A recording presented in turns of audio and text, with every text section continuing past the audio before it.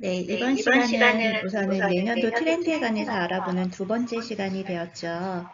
앞으로의 미래를 예측하고 기대를 해본다라는 부분은 불가능한 일이라고도 생각은 할 수는 있는데 예측을 함으로써 우리가 닥쳐질 수 있는 미래를 조금 더 대비할 수 있는 그런 기회로 삼는다라고 하면 이런 트렌드 경향에 관해서 예측하는 부분들은 삶에 있어서 우리한테 굉장히 많은 도움을 줄 거라 생각합니다. 서두가 조금 길었는데 두 번째 시간은 incoming이라고 해서 머니러쉬라는 단어로 시작을 할 거예요.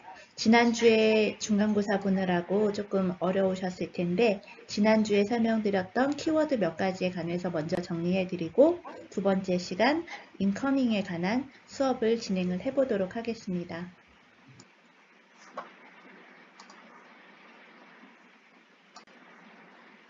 첫 번째로 설명을 드릴 부분은 나노사회라는 부분인데요. 이런 나노사회는 초개인화 시대하고 일맥상통한다고 보시면 돼요. 사람은 사회적인 동물이잖아요. 사람들과의 유대관계와 사회성을 통해서 본인의 가치를 창조를 하고 이루어 나가야 되는데 코로나19로 인해서 비대면이 우리가 나가고 싶고 사람을 만나고 싶고 무슨 일을 하고 싶어도 나갈 수가 없는 억압적인 상황에 놓여 있기 때문에 코로나19로 인한 2020년, 21년도는 비대면의 시대가 굉장히 앞서서 도래했다고 볼 수 있습니다. 그래서 일상생활에서의 디지털 활용량이 높아지는 상황이 발생을 했고요. 그렇기 때문에 한국정보화진흥원은 코로나 이후 시대를 준비함에 있어서 디지털 전환이 굉장히 중요하다라고 강조하면서 이동통신, 인공지능, 빅데이터, 클라우드로 이어지는 기술 혁신을 통합하고 활용을 해야 된다라고 밝히고 있습니다. 가장 대표적인 예로서는 온라인 가상세계가 구축되어 있는 이커머스. 이건 우리가 휴대폰으로 요즘에 누가 인터넷에서 구매 안 하죠. 휴대폰 앱 하나 설치하고 구매를 하게 되면 모든 부분의 커머스가 이어지는 부분을 눈으로 느껴질 수 있고요. 온라인 교육 등이 일반화가 되고 신속하고 간편하게 주어지는 서비스를 경험하고 우리는 지금 교육을 이루어지고 있다는 부분입니다.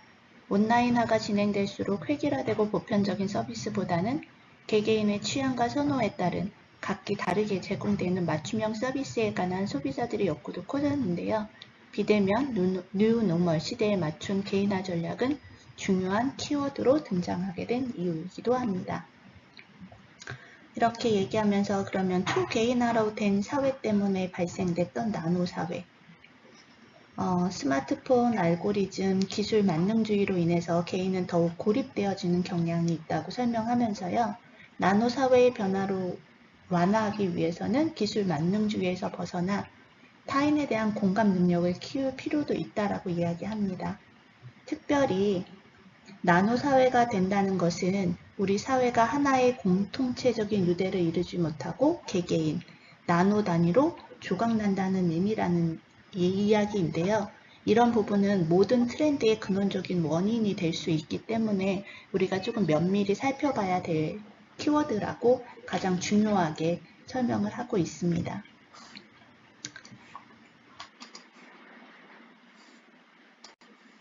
네, 사회를 구성하고 있는 개인의 특징에 관해서 초개인화에 관해서 설명을 드렸으면 이제 개개인이 구성하고 있는 사회, 나노 사회에 관해서 궁극적으로 말씀을 드리려고 결론지어 말씀을 드리려고 하는데요.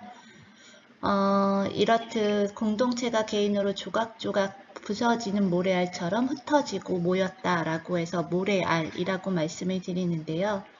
개인은 더 미세한 존재로 분해가 되고 서로 이름조차 모른 채 고립된 섬이 되어가고 있는 현재의 사회를 나노사회라고 말씀드리면서 이러한 현상은 사회가 극소 단위로 분화되었다는 의미를 뜻한다라고 얘기를 합니다. 이런 나노사회는 세 가지 모습으로 간략하게 정리해서 말씀드릴 수가 있는데 그중 첫 번째가 모래알이라는 겁니다. 모래알처럼 파편화된 사회.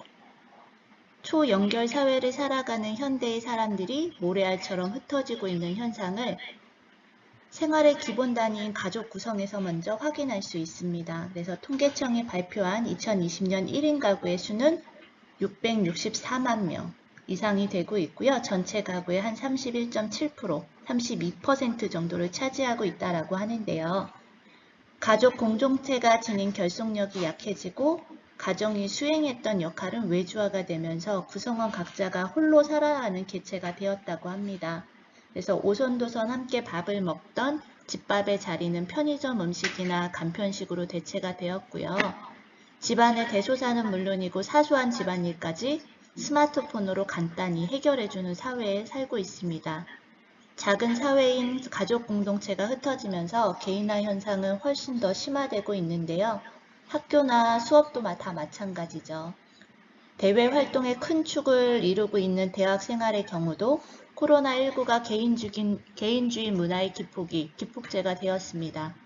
코로나 학번이라고 불리는 2021년도 학번들은 MT나 동아리, 축제, 응원전 같은 대학 생활은 전혀 경험해보지도 못했고요. 동기들의 얼굴은 아마 온라인 화상으로만 접했던 게 다일 거예요. 그래서 새로운 인간관계도 형성할 수가 없고 온전히 나만 존재하게 됐다라는 부분의 모래알이라는 건데요.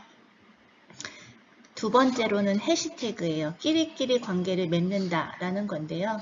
인간은 사회적인 동물이죠. 그래서 아무리 고독을 사랑한다 해도 기술이 발달되고 코로나19와 같은 전염병이 가로막아도 사람들은 서로서로 연결되기를 원한다라는 건데요.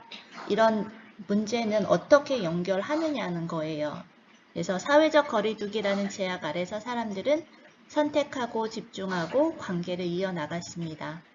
비대면 관계가 뉴노멀이 된 지금 여러 가지 제약을 무릅쓰고 인위적이더라도 만나야 되는 상대만큼은 중요한 사람이기라는 뜻이기도 했는데요. 그만큼 만남의 방식도 예전과는 조금 달라졌습니다. 이제는 만남에는 취향이 전제된다 라고들 얘기를 하는데요. 개인적 욕구가 공동체의 결속력보다 중요해진 세상에서 집단적 정체성보다는 개인적 취향이 중요하게 되었다 라는 이야기입니다. 이러한 현상은 소속을 선호보다 중요해하고 있다라는 소속보다는 선호가 중요해지고 있다라는 증거이기도 한데요. 다시 말해서 전통 사회의 개인은 자신이 속한 중거 집단 내에서 정체성을 찾아갔지만 이제 나노화된 사회에서의 개인의 정체성은 내면의 지향적인 취향을 중점으로 바뀌고 있다라는 것입니다. 그렇기 때문에 과거는 요즘의 현대인들은 다채로운 취향과 욕구가 비슷한 사람들끼리의 모임을 가능하게 만들었고 이런 모임 자체가 멀티페르소나, 분화된 여러 가지의 가면 속에 본인들의 얼굴을 가지고 있다는 뜻이기도 합니다. 개인의 취향도 여러 취향에 따라서 파편화되고 아니면 또다시 편집되는 복합적인 양상을 보여주기도 하는데요. 개인조차 더 세분화돼서 다양하게 결합되고 분해되는 방식으로 변화하고 있다는 부분입니다. 그래서 그들은 태그니트라는 해시태그와 커뮤니티를 합성어로 만들어진 태그니트 속에서 본인들이 선호하는 제품이나 서비스 혹은 자신이 소개하는 단어로 취향을 표현하는 요즘의 MZ세대의 취향이라고 말씀을 드리는데요. MZ세대들의 취향을 MBTI 밸런스 게임, 취향 올림픽과 같은 게임으로 즐기고 이를 해시태그로 표현하면서 뭉쳐 나갑니다. 나아가 자신의 취향이 비슷한 패션, 뷰티, 스타일, 라이프 스타일 인플루언서가 애용하는 컨텐츠 플랫폼인 커밋스토어에서 공동의 취향의 공동체의 유통으로 이루어진 사례이기도 하는데요. 음악 취향이 비슷한 사람들의 플레이리스트를 공유하는 것도 소통의 장이 되기도 합니다.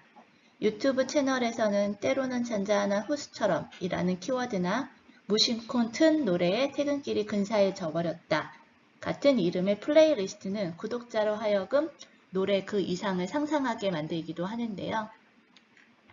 이제 이렇듯 취향으로 뭉친 집단에서는 서로 선호하는 정보만을 주고받을 수 있기 때문에 확증적 성향이 강조되기 쉽습니다.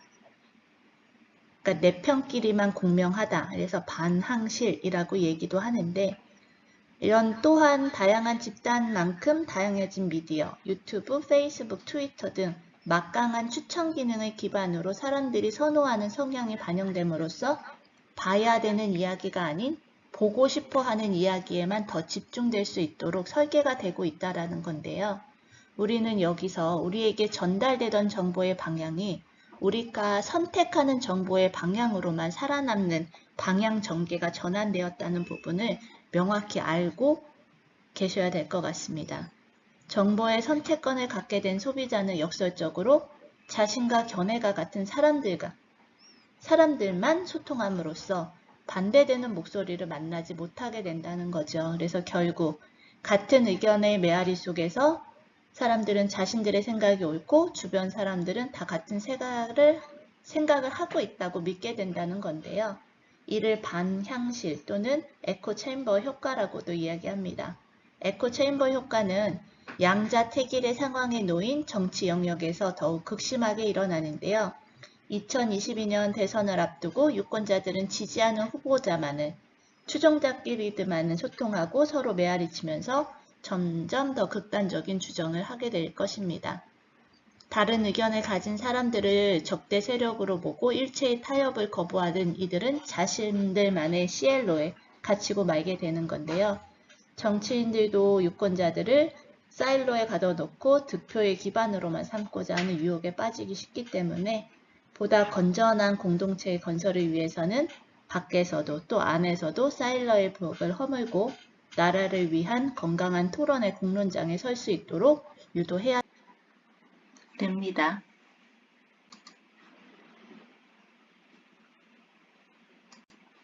네, 이렇게 큰 흐름에서 나노 사회가 미치는 영향을 세 가지로 요약해 볼 수 있는데 그중 첫 번째가 나의 트렌드를 당신이 모르는 것이 요즘 트렌드라는 말처럼 트렌드의 미세화를 촉발한다는 것이고요. 두 번째로는 개인의 성공과 실패가 각자의 몫이 되어버리면서 긱노동을 마다하지 않는 노동의 파편화가 강해진다는 것이고요. 세 번째로는 가정이 분해되고 그 기능이 시장화되면서 사회 인프라와 유통업, 산업이 세분화가 된다는 특징을 가지고 있는데요. 나노 사회는 쪼개지고 뭉치고 공명하는 양상을 띠면서 사회적 갈증을 증폭시키는 경향이 있습니다. 그래서 코로나 불로에도 그 본질에는 나노 사회의 그늘이 깃들어져 있다라고 얘기를 하는데요. 나노 사회 분류에 대처하기 위해서 우리는 공감 능력을 키우고 다양한 유연적 경험의 폭을 넓히면서 보다 큰 공동체적 휴머니즘 정체성을 찾아 갖추어 나가야 할 것입니다. 나노 사회의 메가 트렌드 아래에서 선거의 2022년을 맞이했는데요. 대한민국을 세로로 줄 세우고 갈래갈래 나누는 분열의 길이냐 아니면 가로로 손잡고 소통하며 새로운 공동체의 유대를 돈독히 하는 길이냐는 중요한 갈림길에 서 있는 우리는 공감 능력을 높이고 보다 우리가 보고 싶은 것만 보는 게 아니라 접해야 될 모든 정보들을 접하면서 SNS를 통한 소통을 하며 공감 능력을 높이는 현재를 살아가야 될 것이라고 생각하고 있습니다. 이렇게 해서 첫 번째 시간에 강의 드렸던 나노 사회에 관한 요약 정리는 한번 마쳐보고요. 네, 2022년 트렌드였던 요번에 두 번째 시간 머니러쉬, 인커밍이라는 단어에 관해서 설명을 드려보도록 하겠습니다. 네, 이 장표는 제가 2021년 트렌드를 얘기하면서 머니 프렌들리 제너레이션이라고 해서 자본주의 퀴즈에 관해서 설명했던 내용이 생각이 나서 조금 넣어봤어요. 태어날 때부터 광고, 시장, 금융 등 자본주의 요소에 친숙하고 자본주의 생리를 몸으로 체득한 세대가 MZ세대라고 말씀을 드리면서 그네들이 이제 소비의 주체로 성장을 해오고 있다. 그렇기 때문에 우리가 기존에 생각했던 우리 세대, 40, 50대의 세대들이 아니라 요즘 10대, 20대들은 자본주의에 입각한 생활과 그 다음에 생각과 모든 부분이 자본주의에 익숙해져 있다라는 부분의 키워드였던 거거든요. 이거와 머니러쉬는 일맥상통한다고 보시면 되세요. 그래서 한번 띄워봤으니까 설명드릴 수 있는 부분으로 정리 한번 해보겠습니다. 앞에서도 설명드렸던 자본주의 퀴즈들은요. 원하는 인생을 살기 위해서는 얼마가 필요한가 라는 질문을 스스로에게 던지면서 솔직하고도 똑똑하게 삶을 설계할 줄 안다라고 합니다. 그네들은 어려서부터 자본주의에 입각한 생활을 했기 때문에 본인이 남은 여생을 어떻게 살아야 되며 그러면 얼마가 필요하고 어떤 계획을 가지고 어떻게 살아야 되겠다라고 합리적으로 설계를 하고 진행을 한다라고 하는데요. 이들이 합리적인 욕망 덩어리가 된 이유는 무엇일까요? 구체적으로 만약에 살펴보게 되면 그들이 자라났던 배경에 관해서 저희는 생각을 해볼 수 있는데, 그들은 디지털 정보화라는 환경의 영향이 크다라고 볼 수 있습니다. 과거 소비와 재무에 관한 지식은 부모님이나 아니면 부모들한테 소비 생활을 관찰하거나 스스로 경제 활동을 시작한 이후에 경험에서 얻은 것이 전부였다라고 하면, 지금은 언제 어디서나 그것이 본인이 원하는 정보에 접근도 가능하고 그 양과 질도 굉장히 다른 거죠. 그렇기 때문에 어려서부터 부동산이나 동산에 관한 투자에 관해서도 굉장히 관심들을 갖고요. 얼만큼의 자본을 어떻게 불리는지에 관한 어마무시한 정보의 양을 가지고 있다는 거예요. 그래서 기성세대보다 훨씬 더 재테크나 돈에 관해서 관심도 많고, 그렇게 물어보고 그거에 관심을 갖는 것 자체가 선입견이 없다라는 부분인 거거든요. 그들은 지금 어디에서도 본인들이 원하는 정보에 접근은 자유롭습니다. 그래서 무엇이든 답해주는 유튜브에서는 친한 친구라고 차마 물어보지 못했던 연봉을 현직자들이 다 알려주고요. 수백억대 자산가들이 경험을 전수해주고 있죠. 그렇기 때문에 정보기술의 발전은 행동의 장벽도 무너뜨렸다라고 말씀드릴 수 있습니다. 편리해진 모바일 환경에서 몇 번 터치면 밤과 낮이 다른 해외 주식도 쉽게 사고 팔 수 있는 세상이 왔다라는 거죠. 하지만 이렇게 정보 과잉에 따른 지식과 행동의 변화만으로 돈과 서비에 거침없는 이들 세대의 자본주의적 감성을 충분히 이해하기는 부족하고 있습니다. 그래서 보다 근원적으로 자본주의 퀴즈들을 설명하는 배경을 조금 더 면밀하게 지켜볼 필요가 있다라고 생각하고 있습니다.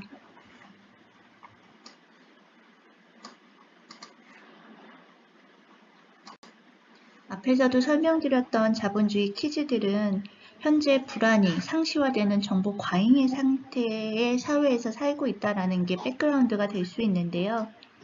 자본주의의 감성은 현재의 환경뿐만 아니라 어린 시절에 씌워진 자본 프레임에 인해서 형성이 된 거라고 볼 수 있습니다.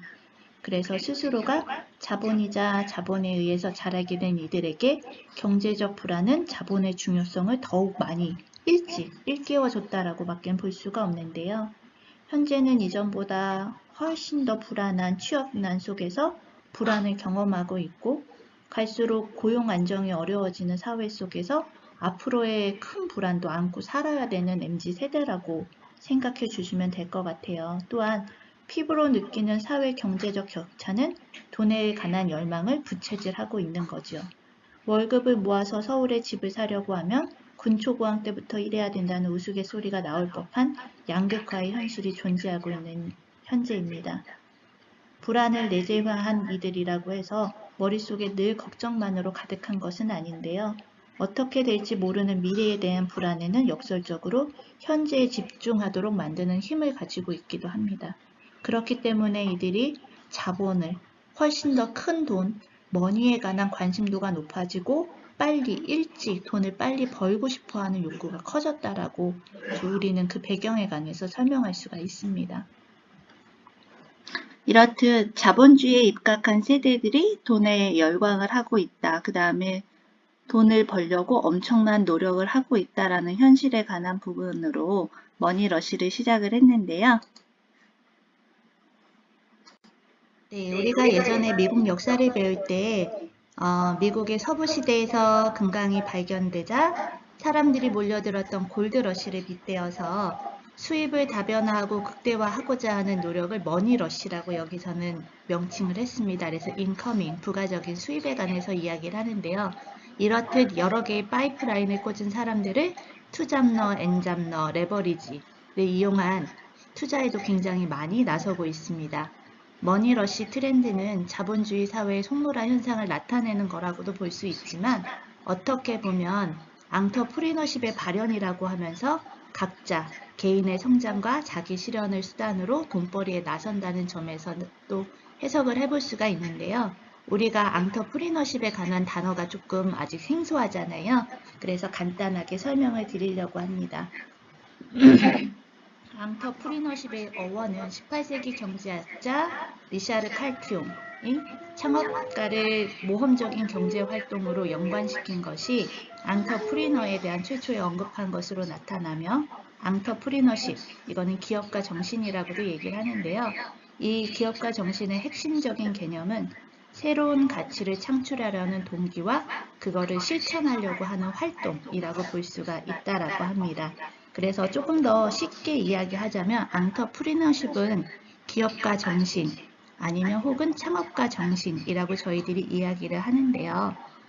외부 환경에 민감하게 대응하면서 항상 기회를 추구하고 그 기회를 잡기 위해서 혁신적인 사고와 행동을 하여 그로 인해 시장에 새로운 가치를 창조하고자 하는 생각과 의지를 의미하는 부분들이 앙터프리너십이라고 합니다.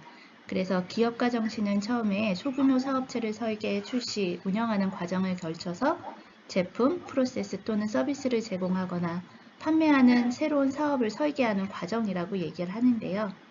이러한 사업을 창조하는 사람들을 기업가라고 저희들은 부르기도 하죠. 그래서 기업가 정신은 이익을 창출하기 위해서 기업의 이익과 함께 사업도 발전시키고 조직도 발전시키고 그것을 관리하고 관리할 수 있는 능력이라고도 묘사되기도 하는데요.